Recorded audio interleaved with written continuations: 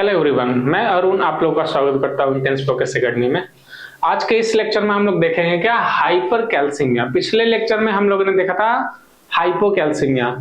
तो hyper calcaemia में आज हम लोग देखेंगे क्या कि कितने लेवल से ऊपर जाएगा तो उसको हाइपर कैल्सीमिया कहेंगे। उसके बाद कैल्शियम को और भी हम लोग मेटाबॉलिज्म देखेंगे, कैल्शियम कैसे सेल के अंदर जाता है, कैसे सेल से बाहर निकलता है और कैल्शियम का क्या इंपॉर्टेंस है हमारे बॉडी के अंदर, वो हम लोग देखेंगे। उसके बाद और भी इसका वेरियस यूजेस देखेंगे। तो आइए हम लोग आज का लेक्चर क्या करते हैं, स्टार्ट करते हैं। तो हाइपर कैल्सीमिया जो है मेनली 3 वर्ड से मिलकर बना है। इट मींस दैट, तो फर्स्ट हमारा क्या है hyper, that is hyper means क्या होता है, हाइपर मींस क्या होता है मोर या फिर एबव। ओके, तो हाइपर मींस क्या होता है मोर और एबव, मोर या फिर एबव। ओके, तो हाइपर मींस क्या हो गया more and above. Cal means here it denotes calcium और इमिया मींस ब्लड। तो higher level of calcium present in our body और blood is known as hypercalcaemia. Okay, तो normal level of calcium हमारे body के अंदर कितना होता है, तो पिछले लेक्चर में मैंने बताया था कि हमारे बॉडी के अंदर कितना होता है 9 to 11 milligram per decilitre. This is the normal level of calcium in our blood. Okay, अब हाइपर कैल्सीमिया क्या होगा, जब 11 मिलीग्राम पर डेसीलीटर से ज्यादा हो जाएगा then this condition will is known as hypercalcaemia. Okay, अब हम लोग देख लेते क्या, तो पिछले लेक्चर में हाइपोकैल्सीमिया के लेक्चर में मैंने पढ़ा था कि calcium exist in blood as ion. हमारे ब्लड में कैसे प्रेजेंट रहता है, एज आयन प्रेजेंट रहता है। And bind with the albumin, किससे बाइंड करता था, एल्बुमिन से बाइंड करता था। ये पिछले लेक्चर में हम लोग डिस्कस कर चुके हैं। It is the most abundant metal, ये क्या है मोस्ट एबंडेंट मेटल है in the human body. Human body में क्या है मोस्ट एबंडेंट मेटल। अब हमारे बॉडी में कैसे प्रेजेंट रहता है वो हम लोग देख लेते हैं। तो 99% of the calcium are present in our bones. कहाँ प्रेजेंट रहता है, बोन्स में, in the form of calcium phosphate. कौन से फॉर्म में, कैल्शियम फॉस्फेट। और कैल्शियम फॉस्फेट का दूसरा नाम क्या हो जाएगा, हाइड्रोक्सी एपेटाइट। हाइड्रोक्सी एपेटाइट, तो कैल्शियम फॉस्फेट का दूसरा नाम क्या हो जाएगा, हाइड्रोक्सी एपेटाइट। ओके, और 99% हमारा कैल्शियम कहाँ प्रेजेंट रहता है, बोन्स के अंदर रहता है। अब देख लेते क्या कि 0.99%, ये कहाँ 0.99% of calcium is present in extra cellular. Extra cellular means blood में प्रेजेंट रहता है और इंटरस्टिशियम फ्लूइड में प्रेजेंट रहता है। पिछले लेक्चर में मैंने बताया था कि सिम्टम्स किससे आते हैं, तो symptoms ionic symptoms is directly related to ionic calcium। किससे रिलेटेड है, आयनिक कैल्शियम से सिम्टम्स क्या है, रिलेटेड है। This all things are discussed in previous lecture, that is hypocalcaemia. Okay, और 0.01% का प्रेजेंट रहता है inside cell, that is intracellular. Okay, अब हम लोग आगे देख लेते हैं। तो higher level of intracellular calcium causes cells to die. अब क्या करता है कि हायर लेवल अगर हो जाता है हमारे, higher level of intracellular calcium, यानी अगर कैल्शियम का लेवल अगर सेल के अंदर ज्यादा हो जाता है देन वो क्या करेगा, एपोप्टोसिस कराएगा, यानी सेल का क्या कर देगा, प्रोग्राम डेथ कराता है। ठीक है, एपोप्टोसिस। इस एपोप्टोसिस का मतलब क्या होता है, प्रोग्राम्ड सेल डेथ। तो अगर सेल के अंदर क्या हो जाएगा, कैल्शियम ज्यादा हो जाएगा, ठीक है, तो वो क्या कर देगा, सेल का डेथ कराएगा। That is known as apoptosis, that is program cell death. Cell use energy to exit the intracellular. अब देख लेते हैं कि सेल के अंदर अगर कैल्शियम जमा हो जा रहा है तो उसको बाहर निकालने के लिए क्या करेगा, एनर्जी का यूज करता है। क्या करता है, एनर्जी का यूज करता है, किसको, कैल्शियम को बाहर निकालने के लिए। तो calcium gets enters into the cell. अब कैल्शियम जो है हमारे बॉडी, हमारे सेल के अंदर 2 तरीके से इंटर करता है। तो 2 तरीके हम लोग क्या है देख लेते हैं। तो calcium gets enters into the cell by 2 types of gated channel. कितने, 2 टाइप के gated channel at the cell membrane. कहाँ प्रेजेंट रहता है, ये सेल मेम्ब्रेन में प्रेजेंट रहता है। ये हम लोग देख लेते हैं। तो फर्स्ट हमारा क्या है, चैनल का नाम लिगेंड गेटेड चैनल। फर्स्ट हमारा क्या है, लिगेंड गेटेड चैनल, और सेकंड हमारा क्या है, वोल्टेज गेटेड चैनल। तो फर्स्ट लिगेंड गेटेड चैनल में क्या होता है, ये प्रेजेंट रहता है मोस्ट ऑफ द सेल जिसमें कैल्शियम की जरूरत रहती है या फिर कैल्शियम जो है अंदर जाता है, that is ligand gated channel के द्वारा जाता है। ठीक है, सेकंड हमारा क्या हो जाएगा, they are mainly controlled by hormones and neurotransmitter. ये किससे कंट्रोल किया जाता है, लिगेंड, यानी लिगेंड गेटेड चैनल किसके द्वारा कंट्रोल किया जाएगा, that is hormones and neurotransmitter के द्वारा क्या करेगा, कंट्रोल किया जाएगा। ओके, अब वोल्टेज गेटेड चैनल में क्या होता है, voltage gated channel are mainly present in muscle and nerve cell. ये कहां प्रेजेंट रहते हैं, मेनली नर्व सेल और मसल्स में प्रेजेंट रहते हैं, MS that is muscles. Okay, controlled by electric membrane potential, और किससे कंट्रोल किया जाता है, इलेक्ट्रिक मेम्ब्रेन पोटेंशियल से। और लिगेंड गेटेड चैनल किससे कंट्रोल किया जाता था, तो हार्मोन्स और न्यूरोट्रांसमीटर से। ठीक है, अब अंदर तो आ गया, these are the method by which calcium gets enters into the cell. ये सेल के अंदर कैसे आता है वो हम लोग डिस्कस किया। बाहर कैसे निकलेगा, तो बाहर निकलने के लिए क्या है, एटीपी डिपेंडेंट कैल्शियम पंप, यानी पहला क्या हमारा कैल्शियम पंप के द्वारा बाहर निकलता है। ओके, और सेकंड हमारा क्या है, sodium calcium exchanger, sodium calcium exchanger के द्वारा भी बाहर निकलता है। ठीक है, इसके आगे हम लोग देखेंगे क्या कैल्शियम का और भी इंपॉर्टेंट पॉइंट। अब हम लोग देखते हैं क्या, inside the cell the most of the calcium are stored in mitochondria and endoplasmic reticulum. तो इसमें क्या कहने का क्या मतलब है कि मोस्ट ऑफ द कैल्शियम जो रहते हैं inside the cell are stored in mitochondria and ER. अब हम लोग देख लेते हैं क्या कि एक्स्ट्रा सेलुलर कैल्शियम जो है दैट इज ब्लड या फिर इंटरस्टिशियम में, इसको हम लोग टू पार्ट्स में मेनली डिवाइड कर सकते हैं। फर्स्ट हमारा क्या हो जाएगा डिफ्यूजिबल, और सेकंड हमारा क्या हो जाएगा नॉन डिफ्यूजिबल।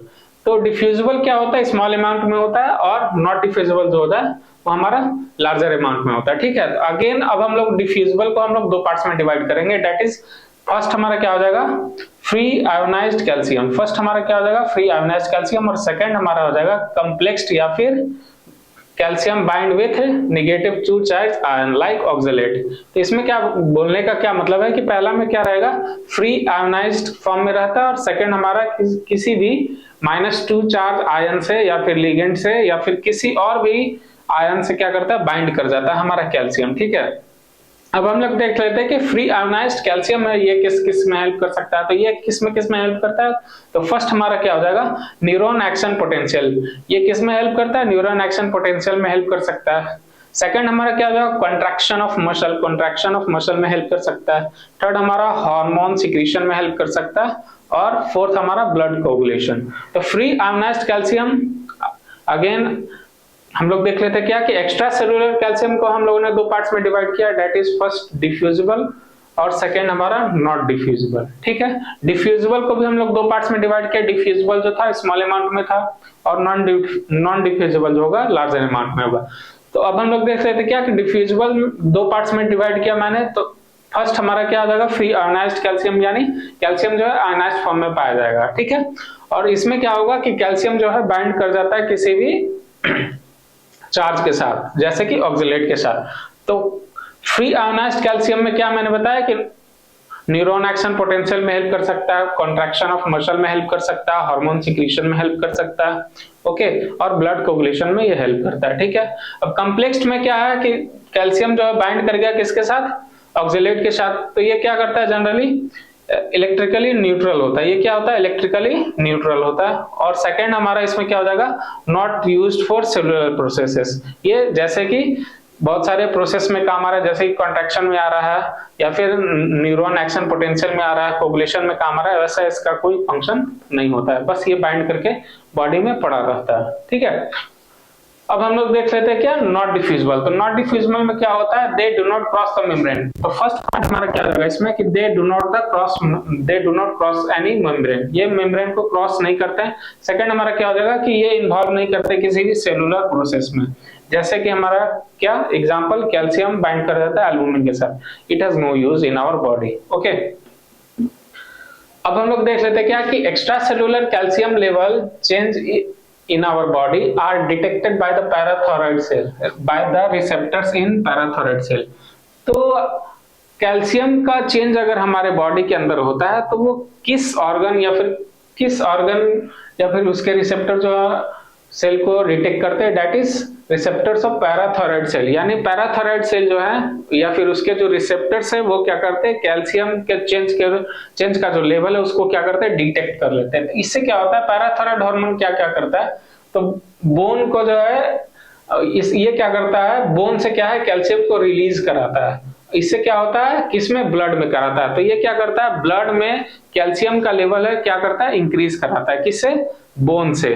ठीक है, बोन का ये मतलब ऑर्डर देता है कि कैल्शियम तुम रिलीज करो, ठीक है। अब सेकंड हमारा क्या हो जाएगा कि ये किडनी में रीअब्जॉर्प्शन कराता है किसका, कैल्शियम का। कैल्शियम का क्या करता है, कैल्शियम का रीअब्जॉर्प्शन कराता है, या फिर calcitriol, that is calcitriol is also known as vitamin D, इसका क्या कराता है, सिंथेसिस कराता है। अब कैल्शियम जो है, सॉरी, कैल्सिट्रायोल जो है, इसका जब सिंथेसिस हो जाएगा तो ये पिछले लेक्चर में मैंने ये भी बताया था कि ये हेल्प करता है किसका, कैल्शियम के एब्जॉर्प्शन को हेल्प करता है किसमें, जीआईटी में, यानी गैस्ट्रोइंटेस्टाइनल ट्रैक्ट में, ठीक है। तो पीटीएच क्या क्या कराता है, तो कैल्शियम का जो है रिलीज कराता है ब्लड में, कहां से, बोन से, ठीक है। उसके बाद सेकंड हमारा क्या कराता है, ये किडनी में कैल्शियम का एब्जॉर्प्शन कराता है, और या फिर कैल्सिट्रायोल या फिर विटामिन डी का जो है क्या कराता है, सिंथेसिस कराता है। और विटामिन डी क्या करेगा, इंक्रीज कर देगा किसका, एब्जॉर्प्शन, कैल्शियम का एब्जॉर्प्शन को इंक्रीज कर देता है जीआईटी में, ओके। अब क्या करता है कि ब्लड पीएच जो है also affect the binding of calcium to the albumin, ये क्या करता है कि blood pH also plays a major role in binding of calcium to the albumin. Normal level में क्या होता है कि कैल्शियम किससे बाइंड करता है हमारे ब्लड के अंदर, कि एल्बुमिन से बाइंड करता है। अब देख लेते हैं कैल्शियम पीएच कैसे अफेक्ट करता है। तो अगर पीएच कम होता है, अगर पीएच कम हो रहा है तो then this condition will lead to the acidosis, यानी पीएच कम हो गया। जब पीएच कम होगा तो ऑब्वियस सी बात है H+ या फिर प्रोटॉन्स का जो संख्या है वो क्या हो जाएगा, इंक्रीज कर देगा। प्रोटॉन्स का संख्या जब इंक्रीज कर देगा इट मींस दैट कि नॉर्मल लेवल में क्या होता था कि कैल्शियम बाइंड करता था एल्बुमिन के साथ, कैल्शियम बाइंड करता था किससे, एल्बुमिन से। लेकिन जब H+ का कंसंट्रेशन ज्यादा हो जाएगा तो यहाँ पे H+ जो है रिप्लेस कर देगा किसको, कैल्शियम को, और खुद बाइंड हो जाएगा किससे, 2H+ एल्बुमिन। ये जब पीएच कम हो जाएगा, जब पीएच लो हो जाता है, उस कंडीशन में क्या करता है कि कैल्शियम को हटाकर 2H+ जो है बाइंड कर जाता है एल्बुमिन के साथ। इससे क्या होता है कि free ionised calcium ion increases in the blood. इससे क्या होता है कि फ्री आयंस ऑफ कैल्शियम जो है क्या होंगे, ब्लड में बढ़ जाएंगे। ऑब्वियस सी बात है, बढ़ जाएंगे। तो जितना ज्यादा इंक्रीज्ड कैल्शियम या फिर आयोनाइज्ड कैल्शियम बढ़ेगा उतना ज्यादा सिम्टम्स देखने को मिलेगा किसका, हाइपर कैल्सीमिया का। अब नेक्स्ट स्लाइड में हम लोग देखेंगे क्या, सिम्टम्स ऑफ हाइपर कैल्सीमिया। और हम लोग देख लेते हैं क्या कॉजेज ऑफ हाइपर कैल्सीमिया। तो फर्स्ट हमारा कॉजेज क्या हो जाएगा कि हाइपर एक्टिव पैराथायरॉइड ग्लैंड। अगर पैराथायरॉइड ग्लैंड जो है हमारा हाइपर एक्टिव होगा तो इससे क्या होगा कि पीटीएच यानी पैराथायरॉइड हार्मोन जो है वो क्या होगा, ज्यादा बनेगा। तो जब ज्यादा पीटीएच हमारा ज्यादा बनता है तो क्या होगा, ये क्या करेगा कि कैल्शियम का जो है वो इतना ही इंक्रीज करा देगा, कैल्शियम का लेवल इंक्रीज कराएगा किसमें, ब्लड में, ठीक है। तो over active parathyroid hormone can lead to the hypercalcaemia. अब हम लोग देखते हैं क्या मल्टीपल फ्रैक्चर। मल्टीपल फ्रैक्चर से क्या होता है कि मल्टीपल फ्रैक्चर अगर ज्यादा होगा तो फ्रैक्चर्स का जब जैसे जैसे नंबर बढ़ता है वो क्या करता है, कैल्शियम का जो है कैल्शियम रिलीज करता है, ठीक है। तो जब कैल्शियम रिलीज होगा ब्लड के अंदर तो वो भी क्या करेगा, हाइपरकैल्सीमिया कॉज कर सकता है। या फिर और थर्ड हमारा क्या हो जाएगा, डिहाइड्रेशन और लॉस ऑफ बॉडी वाटर। तो लॉस और डिहाइड्रेशन क्या कराएगा, इलेक्ट्रोलाइट इम्बैलेंस कराता है। तो इलेक्ट्रोलाइट इम्बैलेंस कराने से क्या होगा हमारा, it can lead to the hypercalcaemia, okay. उसके बाद मैलिग्नेंट ट्यूमर। तो मैलिग्नेंट ट्यूमर में also lead to the condition hypercalcemia। उसके बाद मायोलोमा। मायोलोमा मतलब क्या होता है, cancer of plasma cell. Plasma cell का जो कैंसर है ये भी क्या करा सकता है हमारा, हाइपरकैल्सीमिया करा सकता है। उसके बाद CKD that is chronic kidney disease. Kidney disease is the most common cause for the hypercalcaemia. ये क्या कराता है, मोस्ट कॉमन कॉज है हाइपरकैल्सीमिया का। ये तो इस किडनी क्या करता है, रीअब्जॉर्प्शन कराता है। तो किडनी जब खराब हो जाएगा तो किडनी जो है रीअब्जॉर्ब नहीं कर पाएगा किसको, कैल्शियम को। तो वो क्या करेगा, ब्लड में कैल्शियम का लेवल बढ़ाएगा। उसके बाद क्या हमारा BT है, that is blood transfusion. Blood transfusion with saturated blood. तो सैचुरेटेड ब्लड के साथ जो है सैचुरेटेड ब्लड रहता है तो इसमें क्या होता है, सैचुरेटेड ब्लड में साइट्रिक एसिड रहता है। साइट्रिक एसिड या फिर सोडियम एसिटेट। तो ये क्या करता है, चिलेशन कराता है किसका, कैल्शियम का। तो चिलेशन करा देगा कैल्शियम का, तो इससे क्या होगा, कैल्शियम का लेवल बढ़ जाएगा और वो कोगुलेट होने लगेगा, ठीक है। तो रिपीटेड ब्लड ट्रांसफ्यूजन भी में also lead to the hypercalcaemia, okay.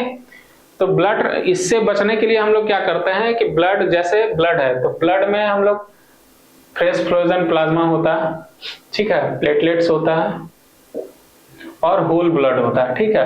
तो इन तीनों का लेवल हम लोग अगर मैसिव में ब्लड ट्रांसफ्यूजन कराते हैं, जैसे मैसिव लेवल में अगर हम ब्लड ट्रांसफ्यूजन कराएंगे तो उसमें क्या करते हैं, अगर 1 यूनिट ऑफ होल ब्लड दे रहे हैं तो 1 unit of fresh frozen plasma भी देंगे, ठीक है, और उसके बाद 1 यूनिट ऑफ प्लेटलेट भी देंगे। अगर सिर्फ ब्लड ट्रांसफ्यूजन रिपीटेड कराते रहेंगे और ये चीजें generally FFP that is fresh frozen plasma और प्लेटलेट्स नहीं देंगे तो it will lead to the hypercalcaemia. Okay, ये रेशियो होता है जो जनरली हम लोग मैसिव ब्लड ट्रांसफ्यूजन में हम लोग को मेंटेन करके रखना होता है, ठीक है।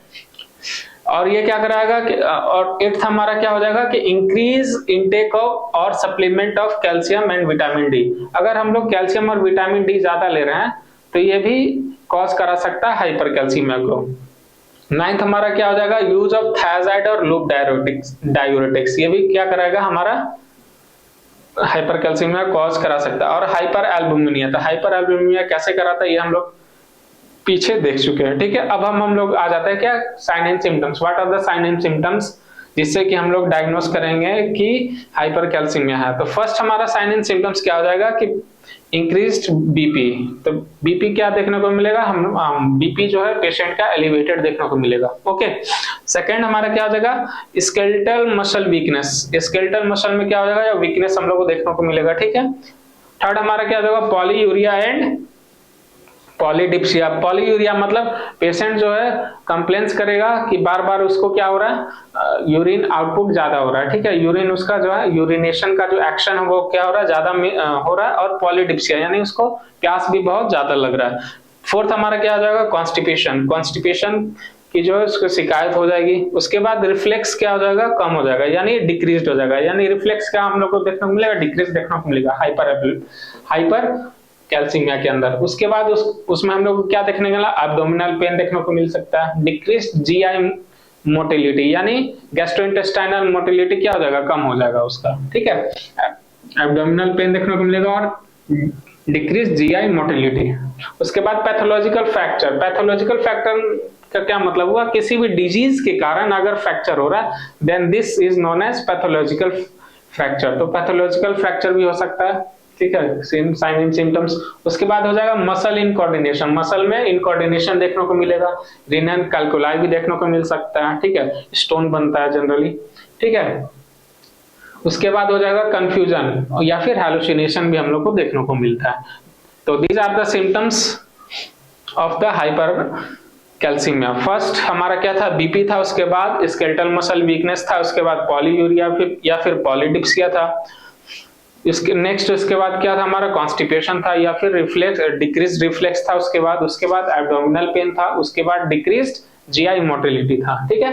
उसके बाद पैथोलॉजिकल फ्रैक्चर। पैथोलॉजिकल फ्रैक्चर मैंने बता दिया था, किसी भी डिजीज के कारण अगर फ्रैक्चर हो रहा है, अंडरलाइंग डिजीज के कारण अगर फ्रैक्चर हो रहा है then this condition is known as pathological fracture, ठीक है। उसके बाद नेक्स्ट हम लोग को देखने को क्या मिला था, मसल इनकोऑर्डिनेशन देखने को मिलता है, ठीक है। उसके बाद रीनल कैल्कुलाई देख सकते हैं यानी फिर स्टोन देख सकते हैं, ठीक है। उसके बाद क्या होगा, कंफ्यूजन या फिर हैलुसिनेशन। ये सारी सिम्टम्स हम लोगों को देखने को मिलेगा किसमें, हाइपर कैल्सीमिया में।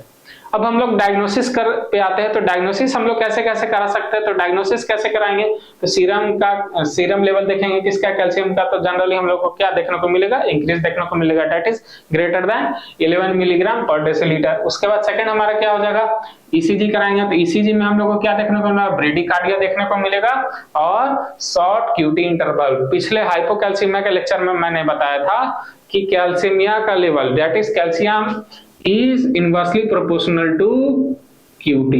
Inversely proportional to QT. It means that कि अगर कैल्शियम का लेवल ज्यादा है तो QT का इंटरवल क्या हो जाएगा, कम हो जाएगा। अगर कैल्शियम का लेवल कम है तो QT का इंटरवल ज्यादा हो जाएगा, ठीक है। उसके बाद हम लोग देख लेते क्या, एक्सरे। तो एक्सरे भी करा सकते हैं हम लोग, फ्रैक्चर वैक्चर तो नहीं है, ये चीज हम लोग देख सकते हैं। उसके बाद यूरिन एनालिसिस करा सकते हैं, यानी यूरिन में कितना जो है किडनी जो है ऑब्जॉर्व कर रहा है कैल्शियम को या फिर कितना नहीं कर पा रहा है, वो हम लोग देखेंगे। इससे पता चल जाएगा, किडनी का फंक्शन पता चल सकता है। उसके बाद यूएसजी कराते हैं। तो यूएसजी हम लोग किस लिए करा सकते हैं, तो यूएसजी प्रेजेंस ऑफ स्टोन या फिर कैल्कुलाई को यूएसजी में मेनली हम लोग देख सकते हैं क्या कि केयूबी का यूएसजी हम लोग कराते हैं। उससे क्या पता चलता है हम लोग को, रीनल कैल्कुलाई या फिर यूरिनरी कैल्कुलाई अगर हमारे बॉडी के अंदर है तो वो हम लोग को पता चल सकता है, ठीक है। उसके बाद हम लोग देखेंगे क्या, पीटीएच यानी पैराथायराइड हार्मोन लेवल का हम लोग उसका भी जांच करा सकते हैं। उसके बाद विटामिन डी का भी हम लोग क्या कर सकते हैं, जांच करा सकते हैं। ठीक है, विटामिन डी तो कहीं कम नहीं है। उसके बाद एल्बुमिन का लेवल भी हम लोग देख सकते हैं। ठीक है, उसके बाद फास्फोरस का भी लेवल हम लोग देख सकते हैं। उसके बाद मैग्नीशियम जो है हेल्प कराता है किसका, किसमें, एब्जॉर्प्शन ऑफ कैल्शियम में हेल्प करता है क्या, हमारा मैग्नीशियम। तो अगेन डायग्नोसिस में हम लोग, अगेन आई एम रिपीटिंग, अगर सीरम कैल्शियम कितना रहेगा 11 मिलीग्राम पर डेसीलीटर से ज्यादा है तो उसमें क्या होगा, हाइपर कैल्शियम में हम लोग को देखने को मिलेगा। ईसीजी में क्या हम लोग देखने को मिलेगा, ब्रेडिकार्डिया और शॉर्ट क्यूटी इंटरवल। ठीक है, उसके बाद एक्सरे करा सकते हैं, यूरिन एनालिसिस, उसके बाद यूएसजी में हम लोग को क्या देखने को मिलेगा, रीनल कैल्कुलाई और यूरिनरी कैल्कुलाई। ठीक है, उसके बाद पीटीएच का लेवल देख सकते हैं, विटामिन डी का लेवल देख सकते हैं, एल्बुमिन का भी लेवल देखेंगे, फास्फोरस देख सकते हैं और मैग्नीशियम देख सकते हैं। Magnesium help in the absorption of calcium. Okay, अब हम लोग देख लेते हैं क्या ट्रीटमेंट। तो ट्रीटमेंट में हम लोग ट्रीटमेंट क्या करेंगे, यूरिन आउटपुट बढ़ाएंगे। तो यूरिन आउटपुट जब हम बढ़ाएंगे तो उससे क्या होगा, यूरिन जो है हमारे बॉडी से क्या होगा, कैल्शियम जो है हमारे बॉडी से क्या होगा, निकलने लगेगा। ठीक है, यूरिन के थ्रू। तो यूरिन आउटपुट को हम लोग क्या करते हैं, इंक्रीज कर सकते हैं। ठीक है, लूप डायूरेटिक्स का यूज कर सकते हैं। ठीक है, उसके बाद जी यानी गैस्ट्रोइंटेस्टाइनल एक्सक्रीशन, इसमें हम लोग क्या करते हैं, यूज करते हैं ग्लूकोकॉर्टिकॉइड्स। ये क्या करता है, कैल्शियम लेवल को क्या करता है, डिक्रीज करता है। ठीक है, उसके बाद आईवी फ्लूइड्स दे सकते हैं, इंट्रावेनस फ्लूइड, और कैल्शियम मिमेटिक्स यानी दोज मेडिसिन्स या फिर those elements which mimics the calcium, वो हम लोग यूज कर सकते हैं। कैल्शियम मिमेटिक्स यूज कर सकते हैं और बाइफॉस्फेट्स यूज कर सकते हैं। ओके, तो आज का लेक्चर हाइपर कैल्शियम में हम लोग यहीं खत्म करते हैं। कैसा लगा आप लोग जरूर बताएं कमेंट्स में। Thank you.